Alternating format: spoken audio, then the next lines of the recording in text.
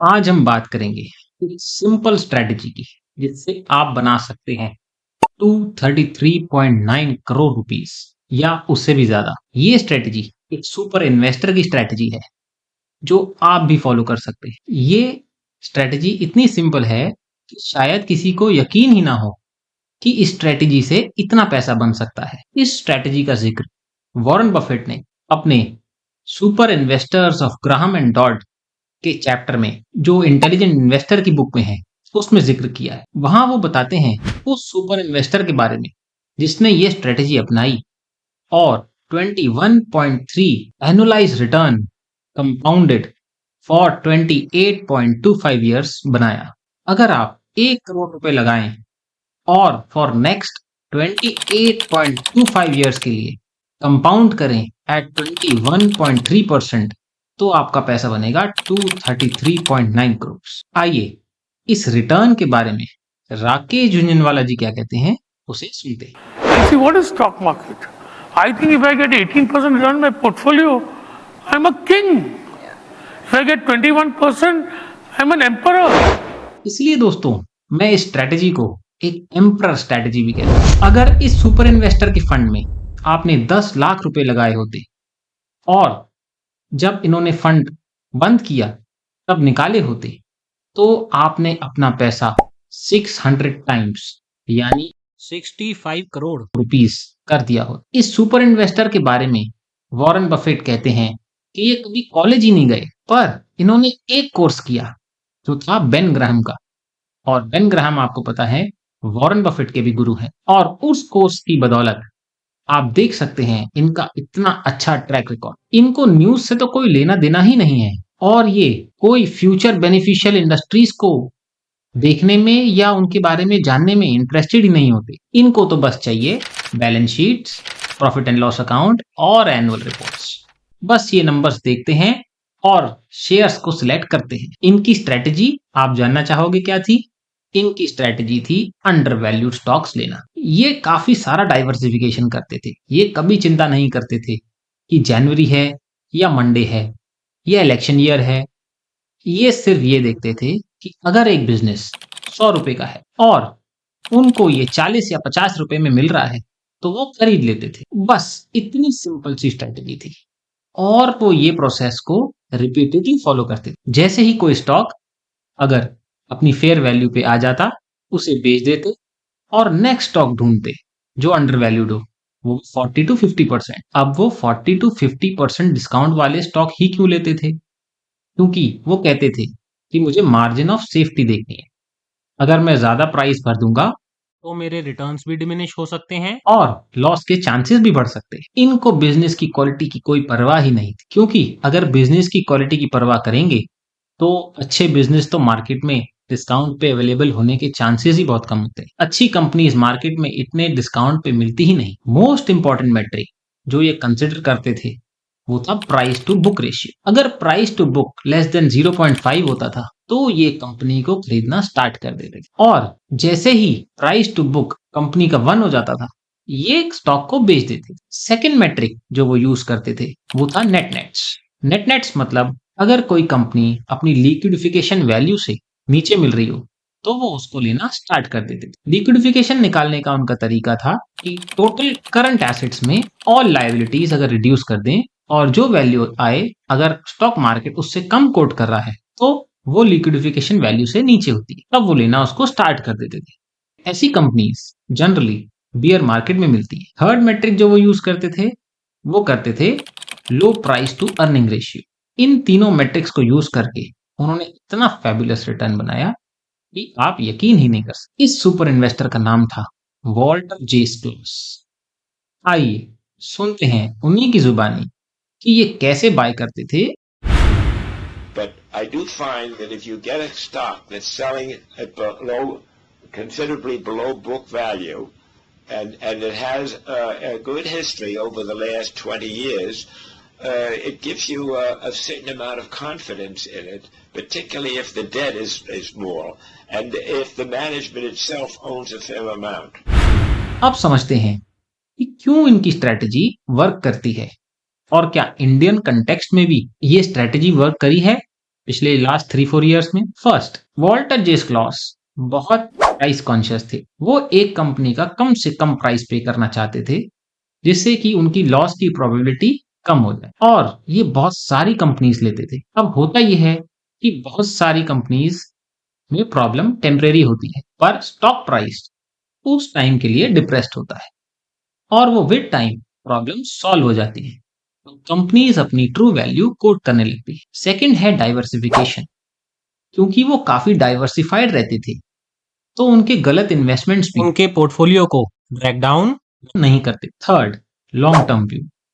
क्योंकि short term outlook तो company का खराब ही है, तो कंपनीज अंडरवैल्यूड रहती थी काफी टाइम तक। पर ये स्ट्रेटजी आपको मजबूर करती है लॉन्ग टर्म व्यू रखने के लिए, और असली पैसा जो डबल या ट्रिपल होता है वो लॉन्ग टर्म में ही होता है। फोर्थ, कंपनीज डायनेमिक होती है। क्योंकि कंपनीज का मैनेजमेंट हर वक्त ट्राई करता रहता है कि कंपनी को किसी न किसी तरह अच्छा कर दिया जाए, और वो अपनी सारी एनर्जी उस कंपनी को बेटर करने में लगे होते हैं। और अब आपने प्राइस ज्यादा भी पे नहीं किया, तो जैसे ही कंपनी कुछ इंप्रूव होती है वो स्टॉक प्राइस में रिफ्लेक्ट हो जाता है।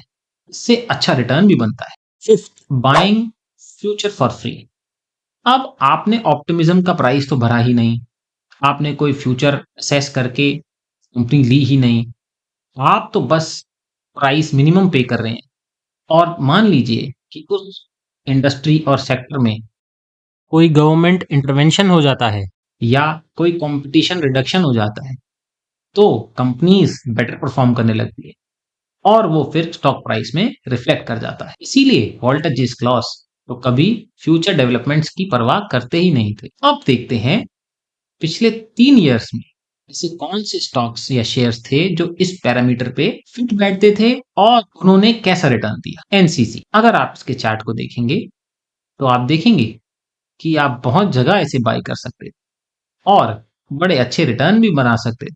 पीसी ज्वेलर्स, आप ये देखिए इसका प्राइस टू बुक कितना लो चला गया था और आज का प्राइस कितना ज्यादा है। पीसीबीएल, अगर आप 2012-13 में लेते और 17-18 तक रख लेते, कितना अच्छा रिटर्न बनता। पीएफसी, पीएफसी को तो आप कितनी बार लेके कितनी बार बेच सकते। आईआरएफसी, इसका तो आपको पता ही है। कनारा बैंक, ये देखिए प्राइस टू बुक कहां से कहां तक पहुंच गया। PNB, JK bank, RBL bank, RBL bank की देखो 0.4 टू 0.5 टाइम्स बुक वैल्यू पहुंच गया था, और अभी पिछले 6 महीने पहले ये 1 टाइम बुक वैल्यू पे था।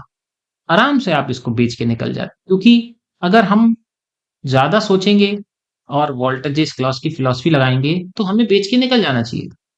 और उसके बाद देखिए ये फिर प्राइस टू बुक से नीचे आ गया है। हो सकता है विद टाइम आप इसमें फिर री एंट्री ले सके। अब आप सबको तो पता ही है इन शेयरों ने कितना अच्छा परफॉर्म किया है। मैंने इस फिलॉसफी को अडॉप्ट करके काफी अच्छे रिटर्न्स बनाए। अब आप सब सोच रहे होंगे कि इतने आसान स्ट्रेटेजी को कोई फॉलो क्यों नहीं कर पा। इसके पीछे क्या रीजंस है? इसके पीछे ये सारे रीजंस हैं। लैक ऑफ पेशेंस, क्योंकि शॉर्ट टर्म आउटलुक बहुत ही खराब होता है और कन्विक्शन बनाना इंडिविजुअल के लिए बहुत मुश्किल है, ह्यूमन साइकोलॉजी के अगेंस्ट है। इसलिए इस फिलॉसफी को हर आदमी फॉलो नहीं कर पाता। सेकंड है हर्ड मेंटालिटी। ये लैक ऑफ पेशेंस से ही रिलेटेड है, पर हम लोग कंफर्ट ढूंढते हैं जहां पर सारे लोग मौजूद होते हैं, जैसा सारे लोग सोच रहे होते हैं। ये हमारे लिए हमारे अंदर जेनेटिकली बिल्टअप है, क्योंकि हम हंटर गैदरर्स से निकल के आए हैं, और हंटिंग गैदरिंग में अगर हम साथ में झुंड में वर्क ना करते तो हम कब के हमारी स्पीशीज खत्म हो जाए। Third, fear of wrong investments. Obviously जब अंडर वैल्यूड स्टॉक्स हैं, बहुत ज्यादा अच्छी कंपनीज नहीं हैं, वहां पर आपके कुछ स्टॉक्स ऑब्वियसली जीरो भी हो जाते। जब कुछ स्टॉक परफॉर्म नहीं करते तो हमारा एक फियर बन जाता है कि हम ऐसी स्ट्रेटेजी अडॉप्ट ना करें। Fourth, difficult to be a contrarian. अब क्योंकि शॉर्ट टर्म प्राइस मूवमेंट तो अंडर वैल्यू स्टॉक में अच्छा नहीं होता, वो नेगेटिव साइड ही जाता है, और हम अपनी रिसर्च भी अच्छे से नहीं करते। हम लोग दूसरों से टिप्स मांगते हैं और हम खुद स्टॉक्स सर्च नहीं करते, उनकी बैलेंस शीट्स नहीं देखते, उनके एनुअल रिपोर्ट्स नहीं पढ़ते, तो फिर हमारा कन्विक्शन बनाना एज अ कॉन्ट्रेरियन बहुत मुश्किल हो जाता है। Fifth, news effect. अब न्यूज़ तो उन्हीं शेयर्स की चलती है जो वो चढ़ रहे होते हैं उस टाइम, और हमारा ब्रेन भी उसी हिसाब से स्टिमुलेट हो जाता है, क्योंकि न्यूज़ वालों को तो अपना पैसा बनाना है। अगर वो अंडर वैल्यूड स्टॉक्स और डीप डिस्काउंट वाले स्टॉक्स आपको बताएंगे और वो शॉर्ट टर्म में नहीं बढ़ेंगे, तो उनको उनकी व्यूअरशिप कम हो जाएगी। तो वो वही स्टॉक्स बताते हैं, उन्हीं स्टॉक्स के बारे में बात करते हैं जहां शॉर्ट टर्म प्राइस मूवमेंट ऊपर की तरफ। Sixth, lack of discipline. अब इस स्ट्रेटेजी में डिसिप्लिन का बहुत इंपॉर्टेंस है, क्योंकि आपको एक मिनिमम प्राइस पे करना है। तो अगर आप डिसिप्लिन नहीं होंगे तो आप मिनिमम प्राइस पे नहीं कर पाएंगे, आप ओवर पे कर देंगे और उससे फिर आपका रिटर्न कम हो जाएगा। और सेलिंग के टाइम पे भी आपको बहुत सारे शेयर्स ऐसा लगेगा कि मैंने बेच दिए, वो और बढ़ गए, पर जब आप नहीं बेचेंगे तो वही स्टॉक्स वापस आ जाएंगे। तो इसलिए इस स्ट्रैटेजी के लिए डिसिप्लिन एक बहुत बड़ी रिक्वायरमेंट है। Seventh, less opportunities in bull market. अब आज की अगर स्टेट इंडियन कंडीशन देखें तो यहाँ पर हमें ऐसी अपॉर्चुनिटीज नहीं मिल रही कि हम बहुत ज़्यादा डिस्काउंट वाली कंपनीज ले पाए। हाँ, काफ़ी सारी कंपनीज अवेलेबल हैं जो आज मैं देखता हूँ, जैसे थोड़ा हाउसिंग फाइनेंस में काफ़ी सारी कंपनीज इसके इस पैरामीटर पे फिट बैठती हैं, पर बहुत ज़्यादा अवेलेबिलिटी इस बुल मार्केट में नहीं है। तो बुल मार्केट की वजह से भी, क्योंकि लोग जल्दी पैसा बनाना चाहते हैं और वो चाहते हैं हमारे भी पैसे बढ़ जाएं क्योंकि दोस्तों के भी बढ़ गए, तो वो स्ट्रैटेजी को फॉलो नहीं कर पाते। Eighth, change in nature of businesses. अब आजकल हो क्या रहा है कि कोई इंडस्ट्रियल बिजनेस तो है नहीं, कोई सर्विस बिजनेस है, कोई ई कॉमर्स बिजनेस है। सारे बिजनेसेस एसेट लाइट मॉडल पे वर्क कर रहे हैं, तो उनकी बैलेंस शीट की वैल्यू को क्वांटिफाई करना मुश्किल है। जैसे समझते हैं टीसीएस, अगर टीसीएस को हम देखें तो वो सर्विस प्रोवाइडर कंपनी है, वो सर्विसेज देती है, आईटी सर्विसेज।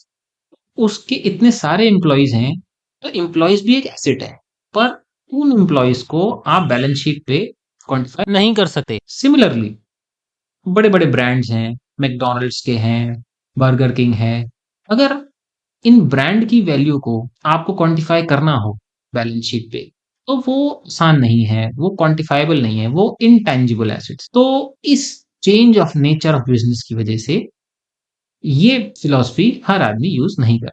अगर आप लोग इस स्ट्रैटेजी को डीपली अंडरस्टैंड और करना चाहते हैं, तो ये दो बुक्स हैं, द इंटेलिजेंट इन्वेस्टर और द सिक्योरिटी एनालिसिस।